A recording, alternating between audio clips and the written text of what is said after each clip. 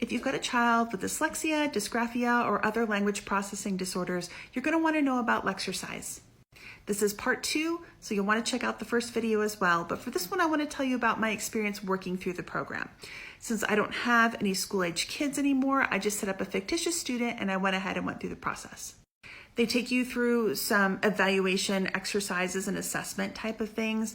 And so that helps them know what your child needs. And also that information is going to your therapist that's going to be kind of overseeing what you're doing there so that they can make specific recommendations. In my case, I just kind of fudged my way through answering the questions.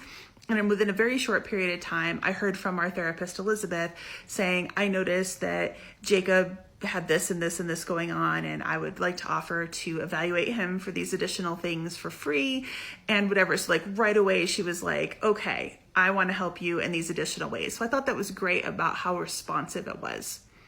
After the assessment portion, I went on to the parent training. With the basic level therapy, your therapy sessions are video based, they're already pre-recorded, but you as the parent are responsible for facilitating, kind of guiding your child through it. So it's going to be you and your child sitting together at the computer working through.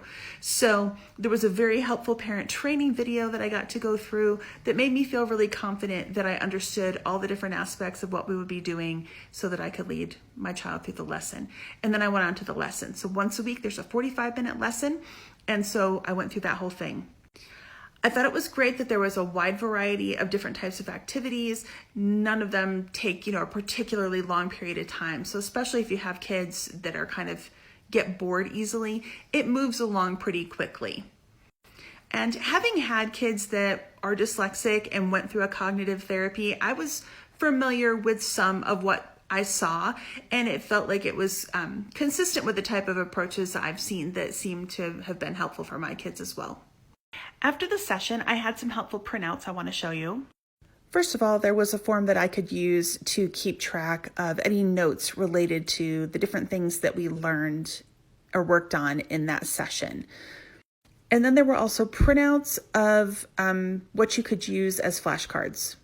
So you do the 45-minute thing once a week, and then you're supposed to do 4 days of practice.